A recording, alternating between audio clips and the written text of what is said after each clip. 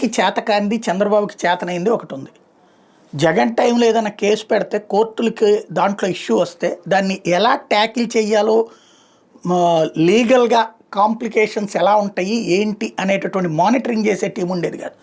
దాంతో ఎవరినైనా అరెస్ట్ చేసినా ఎవరి మీదైనా కేసు అయినా వెంటనే స్టేలు లేకపోతే మొట్టికాయలు నడిచేది.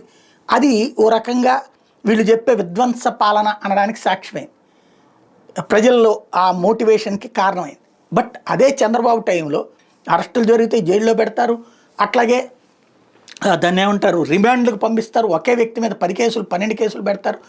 అయినా దాన్ని ఎలా ట్యాకిల్ చేయాలో కోర్టుల్లో ఎదవరకటి రోజుల్లో అయితే కనుక రిమాండ్ కూడా ఇవ్వకుండా వెనక్కి పంపించేసేవాళ్ళు మ్యాజిస్ట్రేట్లు. ఇప్పుడు రిమాండ్లు జైళ్ళు ఇవన్నీ నడుస్తున్నటువంటి పరిస్థితి. ఏంటంటే చక్కగా ఎలాంటి ఆర్గ్యుమెంట్ చేయాలి, ఈ కేసు కాకపోతే ఏ కేసు పెట్టాలి, ఎలాంటి కేసు పెడితే బయటికి రాకుండా ఉంటారు, ఏ విధంగా వాళ్ళని వెంటాడాలి అన్నటువంటిది ఒక ఆర్గనైజ్డ్గా చేసే టీం ఉంది. అంటే నేరేటివ్ జాగ్రత్తగా ప్లాన్ చేసేటటువంటి టీం ఉంది. వాళ్ళ దెబ్బకి మిథున్ రెడ్డి నిన్న తిప్పలబడాల్సి వచ్చింది. లిక్కర్ కుంభకోణం మీద రోజు తెలుగుదేశం ఆరోపణలు చేస్తుంది మిథున్ రెడ్డి అని. ఈనాడు జ్యోతి రాస్తే మిథున్ రెడ్డి అని.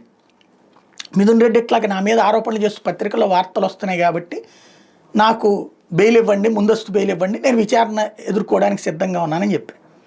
వీళ్ళు ఏం చేశారు, అయ్యో అసలు మేము ఇంకా ఎఫ్ఐఆరే కట్టలేదు, దాంట్లో కసిరెడ్డి రాజశేఖర రెడ్డి ప్లస్ మిథున్ రెడ్డి వాళ్ళకి సంబంధించి మేమేమి దాంట్లో మెన్షన్ చేయలేదు కదా, ఊహాజనితంగా వాళ్ళు ముందస్తు దాంట్లో ఉన్నట్టు అనిపిస్తే దాని ఆధారంగా వాళ్ళు అడిగితే బెయిల్ ఎట్లా ఇస్తారు, ముందస్తు బెయిల్ టెక్నికల్గా అది కుదరదు కదా.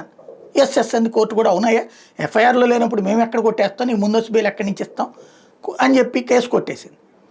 దాంతో ఆ తర్వాత ఏమంటున్నారు, లిక్కర్ కుంభకోణం ఉంది, ఫర్దర్ ప్రొసీజర్ అంటే టెక్నికల్గా కోర్టుకేమో ఇంకా అసలు ప్రొసీజర్లోనే ఉందని చెప్పడం, రెండో పక్కన అరెస్ట్ టైంకి ఏదన్నా ఒక సెలవుల టైము ఆ టైంలో అరెస్ట్ చేయడానికి రంగం సిద్ధం చేస్తున్నారు. ఇప్పటిదాకా అయితే పార్లమెంట్ సెషన్స్ ఉన్నాయి కాబట్టి అరెస్ట్ చేయాలంటే కొంత ఇబ్బంది ఉంటుంది. ఈ పార్లమెంట్ సెషన్స్ కూడా లేవు కాబట్టి మిథున్ రెడ్డిని ఎలాగైనా సరే జైల్లో పెట్టాలి, ఇప్పుడు ఒక వల్లభనేని వంశీ ఆ తరహాలోనే ఉంచాలి అన్నటువంటి కోణం ప్రస్తుతం నడుస్తున్నటువంటి పరిస్థితి.